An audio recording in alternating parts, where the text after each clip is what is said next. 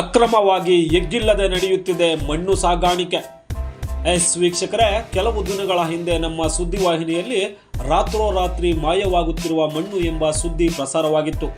ಪ್ರಸಾರವಾದ ಹಿನ್ನೆಲೆಯಲ್ಲಿ ಇಂತಹ ಅಕ್ರಮಗಳನ್ನು ತಡೆಯುವ ಅಧಿಕಾರಿಗಳು ಭೂ ಮಾಫಿಯಾದವರಿಗೆ ಗುಟ್ಟು ರಟ್ಟಾಗದಂತೆ ಮಾಹಿತಿ ಹಂಚಿಕೊಂಡು ತಮ್ಮ ಬೇಳೆ ಬೇಯಿಸಿಕೊಳ್ತಾರೆ.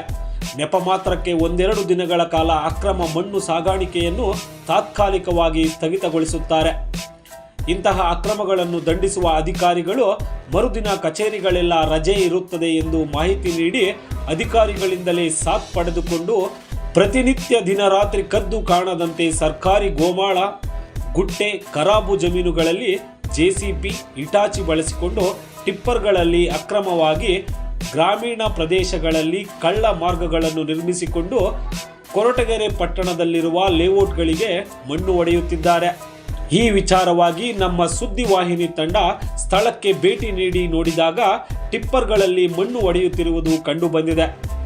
ಇನ್ನು ಸಂಬಂಧಿಸಿದ ಕಂದಾಯ ಇಲಾಖೆಯ ಅಧಿಕಾರಿಗಳಿಗೆ ದೂರವಾಣಿ ಮುಖಾಂತರ ಕೇಳಿದಾಗ ಈ ಸರ್ವೆ ನಂಬರ್ ಜಾಗವು ಭೂ ಪರಿವರ್ತನೆಗೊಂಡಿದೆ, ಕಂದಾಯ ಇಲಾಖೆಗೂ ಈ ಮಣ್ಣು ಸಾಗಾಣಿಕೆಗೂ ಸಂಬಂಧವಿಲ್ಲ ಎಂದು ತಿಳಿಸಿ ಭೂ ಮತ್ತು ಗಣಿ ವಿಜ್ಞಾನ ಇಲಾಖೆಯಲ್ಲಿ ನೀವು ಮಾಹಿತಿ ಪಡೆಯಿರಿ ಎಂದು ತಿಳಿಸಿದ್ದಾರೆ. ನಂತರ ಭೂ ಮತ್ತು ಗಣಿ ವಿಜ್ಞಾನ ಇಲಾಖೆಗೆ ಸಂಪರ್ಕಿಸಿದಾಗ ನಾವು ಸಾರ್ವಜನಿಕರ ದೂರಿನ ಮೇರೆಗೆ ಅಲ್ಲಿ ಬಂದು ಪರಿಶೀಲನೆ ನಡೆಸಿದಾಗ ಯಾವ ಜೆಸಿಪಿಗಳಾಗಲಿ ಟಿಪ್ಪರ್ಗಳಾಗಲಿ ಕಾಣುವುದಿಲ್ಲ ಎಂದು ಅಧಿಕಾರಿಗಳು ಉಡಾಫೆಯ ಉತ್ತರ ನೀಡಿದ್ದಾರೆ.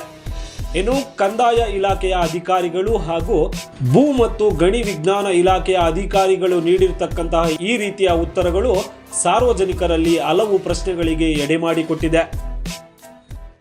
ನಮ್ಮದು ಈ ಮಾರನಕಟ್ಟೆಗೆ ಮಣ್ಣು 3 ದಿವಸದಿಂದಲೂ ತುಂಬ್ತಾ ಇದ್ದಾರೆ ಸರ್. ಇದಕ್ಕೆ ನಾವು ರಾತ್ರಿ 10-11 ಗಂಟೆ ಮೇಲೆ ಬಂದು ತುಂಬ್ಕೊಂಡು ಹೋಗ್ತಾ ಇರ್ತಾರೆ.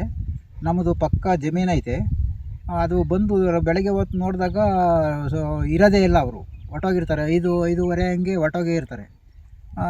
ಇದಕ್ಕೆ ತಾವುಗಳು ಇದನ್ನು ಸ್ವಲ್ಪ ಗಮನ ಹರಿಸಿ ಅದನ್ನು ಯಾರು ಅಂತಂದು ಹೇಳಿ ಅದನ್ನು ತನಿಖೆ ಮಾಡ್ಕೋಬೇಕು ಸರ್. ನೀವು ಸಂಬಂಧ ಅಧಿಕಾರಿಗಳು ಈ ರೈತರಿಗೆ ಅವಕಾಶ ಇಲ್ವ ಸರ್? ಯಾರೋ ಬೇರೆ ಕಡೆ ನಮ್ಮ ಜಮೀನುಗಳಿಗೆ ನಾವು ಮಣ್ಣು ಹೊಡ್ಕೊಂಬಕ್ಕೆ ಆಗೋದಿಲ್ಲ, ತೋಟ ತುಡ್ಕಿಗಳಿಗೆ ಈ ಬೇರೆಯವ್ರು ಬಂದು ಅವಕಾಶ ಮಾಡ್ಕೊಂಡು ಮಣ್ಣು ರಾತ್ರಿನೇ ಹೊರ್ಟೋಗ್ತಾರೆ ಸ್ವಾಮಿ. ತಾವುಗಳು ಇದನ್ನು ಗಮನ ಹರಿಸಿ ಯಾರು ಏನು ಎತ್ತ ಅಂತಂದು ವಿಚಾರ ಮಾಡಬೇಕು ತಾವು.